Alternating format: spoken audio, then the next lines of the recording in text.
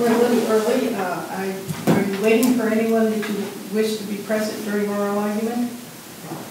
No? Okay, well then we can begin. As you know, each side will have 15 minutes. The appellant may reserve up to 5 minutes for rebuttal. If you want to reserve any rebuttal time, let me know before you begin, and I will give you a hand signal when you are at your rebuttal time, and you can decide whether you wish to continue or conclude and say it. You may begin. Hey, may I please call? My name is Derek Lewis, and I'm representing myself today. All right. If you would then please step up to the podium. And do you wish to save any rebuttal time to respond to what the appellant says? If you wish to, 5 minutes, please. 5? All right. Thank you.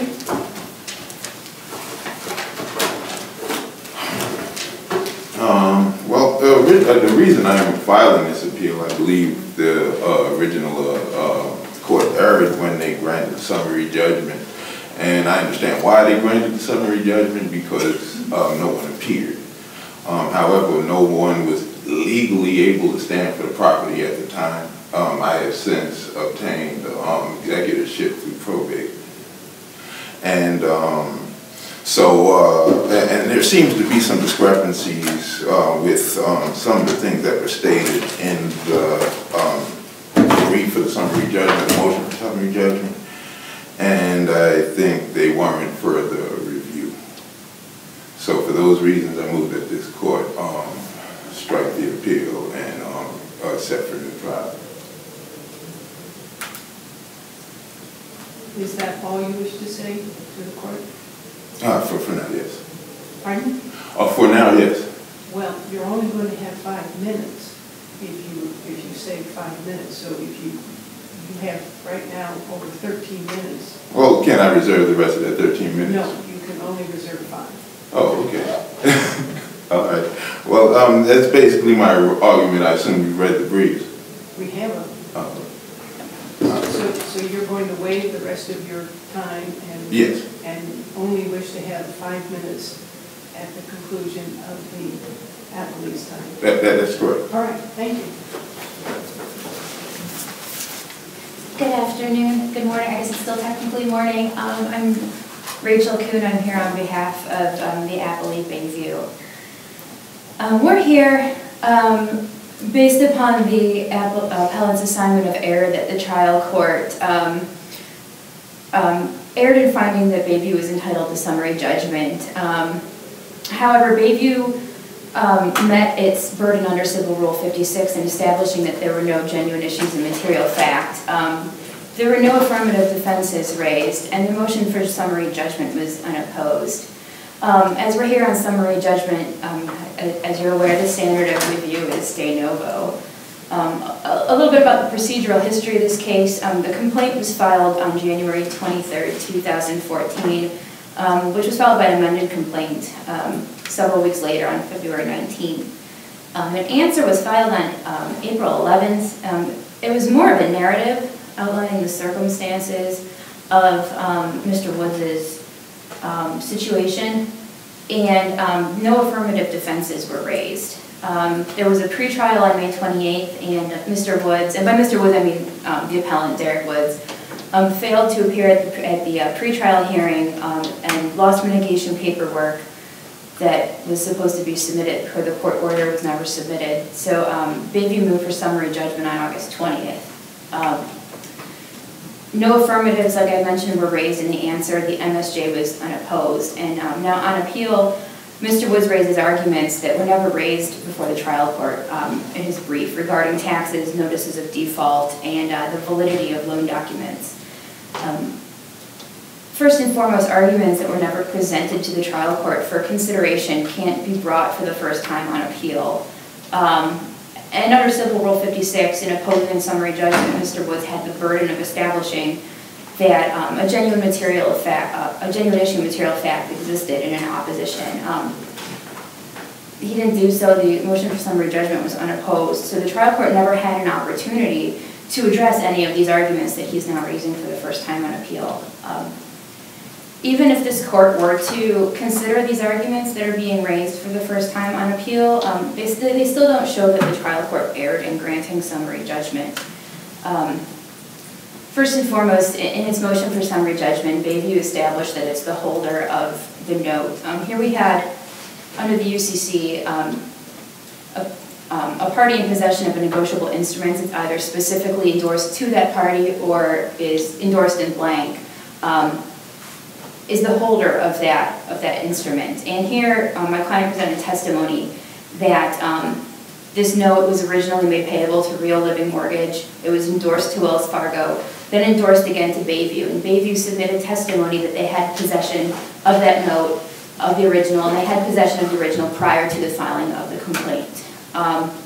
Likewise, Bayview was the assignee of the mortgage. It went from Real Living Mortgage to Wells Fargo to Bayview, and that was also accomplished prior to the filing of the complaint. So under Schwartzwald, my client had standing in this matter. A party seeking summary judgment must also establish that the debtor is in default and the amount owed. And here my client submits an affidavit testifying that the loan was in default from May 1st, 2013, and that there was due and owing $38,232.28 plus interest from May 1st, 2013. Bayview also established that a notice of default was sent to Mr. Woods on August 8, 2013. That was never raised in an answer, but regardless of any Civil Rule 9C arguments, they did establish that that was sent. What was the date of that? That letter was sent on August 28, 2013. And when did the prior Mr. Woods, the father, when was he deceased? Your Honor, I believe he passed away in January 23rd, 2014. I believe he passed away in April of 2013. It was right around the time that the last payment was made, he passed away. However, he was the borrower under the note and mortgage, and a deceased borrower's successors are not entitled to a notice of default because they're not borrowers under the terms of the note and mortgage. That's on Bank of America versus Lynch out of the 8th District. It was sent to Mr. Woods at the property address, and I believe at the time my client may not have known that he was deceased. They just know that payments stopped being made, and that they sent the notice of default as they were supposed to. Arguments raised in the appellate brief don't point to any evidence in the record which establishes the existence of a genuine issue of material fact. There's an argument that Bayview misrepresented the status of taxes. I'm not exactly clear on what that argument is, but the JE states that unpaid taxes would be paid first out of the proceeds of any sale, and that's standard language included in judgment entries. Obviously, if there's outstanding taxes, those always get paid first out of the proceeds of a sheriff's sale under Ohio law. Well, I got the impression that the crux of the concern of Mr. Woods here was the fact, as he indicates, that his father was paying ahead on the principal. And you've argued and submitted case law that supports the proposition that that does not necessarily mean that the bank cannot accelerate on the debt. But there's also case law that says that the court is to look at whether or not, in foreclosure cases, whether there is a debt owed, but also look at the equities. And we don't see very much in the way of any, we actually don't see any indication that there was any consideration given to the equities involved in this case, where you had someone who was timely making payments up until the point of his death. Then those payments only stopped when he died, and was also paying down the principal ahead. Would you speak to the equities involved? Well, sure, certainly, Your Honor. I don't necessarily think that the fact that the late Mr. Woods was allegedly 13 years ahead on the payments would necessarily bar a judgment here, would bar summary judgment. First and foremost, as I said, those arguments were never raised in the trial court for the trial court's consideration. So, you know, we had no idea of their existence, you know, until this appeal. And the terms of the note expressly provide that additional payments of principal can be made. However, those are applied to the outstanding principal without advancing the date of future monthly payments. You know, you can pay extra toward your mortgage payment. Let's say the borrower's payments were, I'm just making up hypothetical numbers here, if the payments were $800 a month and the borrower pays $1,000, that extra $200 that they're paying goes to reduce the principal, but when the next month rolls around, they don't now owe $600 because they paid $200 ahead. They still owe their regular $800, you know, monthly payment. Well, clearly those are the terms of the contract between the parties. But the court also looks at the overall equities, and that's what I'm asking you about. How do the equities in this particular case fall in favor of foreclosure? I mean, those were the terms of the contract. Again, these arguments were never raised, and still the summary judgment doesn't prevent, you know, Mr. Woods says that now he's got everything straightened out through probate, he's, you know, the executor of the estate. Now he can work with the bank. This foreclosure judgment being in place certainly would not prevent him from working something out with the bank at this point. There may even, now these regulations are coming out and changing every time I turn around, there may even be some new CFPB regulations or you know, clarifications that give him rights to additional rights to do that now that maybe didn't exist when this case was filed. Well, you know, along those lines, we do have a mediation program here and a mediation officer, so perhaps that would be something that your client would be interested in pursuing. I mean, my client certainly never objects to mediation and trying to resolve cases. I handle everything on appeal and post-judgment personally for my office, and I'm settling cases after judgment is rendered all the time.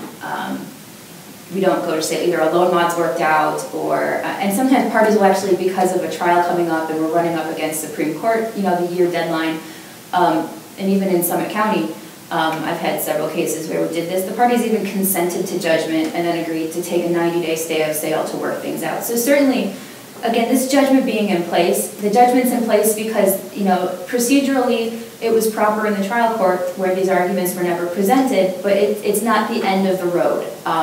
There's certainly time, and my client would certainly agree to try to work things out here. And if you have no further questions, I have nothing else. All right, thank you. Thank you. And Mr. Woods, you have 5 minutes. I believe in the original petition or motion for summary judgment, they had indicated that they attempted mediation of some sort, and it wasn't possible since my father was deceased. They may or may not have known that, but my father never dealt with Bayview Loan Servicing Company. His the loan was transferred post-mortem, but he wasn't in default at the time of the transfer because she stated that he died on the 25th and the default was issued on May 1st. How is it possible? He died on the 25th. How could he be in default? Of what? Of April, the same year. And he was current up until the time he died, so how could he be default by May 1st to initiate a transfer of that loan? That's one of the questions I'm raising. And yeah, there was even there may have been an attempt to mitigate or to try to resolve this, but there was nothing to anybody living attempted.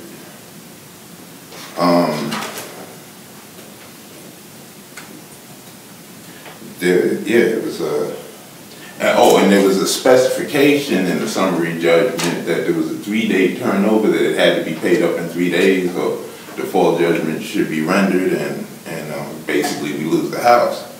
So being that I, at the time, did not have executorship because I wasn't able to obtain power of attorney, or he didn't, we didn't get the will and his paperwork together before he died. 3 days was, I couldn't do anything in 3 days. I needed more time, and I was still grieving, and it came to a point where we needed to do something, but we couldn't answer, because if we answered and lost 3 days, and we would have been done. So I immediately found out what I had to do at that time. I'm not a lawyer. I tried my best, but please excuse the fact that I didn't have the money to obtain a lawyer. But since I've obtained executorship, I think it should go as if it were a new trial, with me having executorship in some standing, so that I could either reverse mortgage or pull it out of the fire in some way with that executorship standing. That's all. We will take the case under consideration and send you a copy of our opinion when it is issued, and you may also check the website if you want to monitor the status. Thank you. Thank you.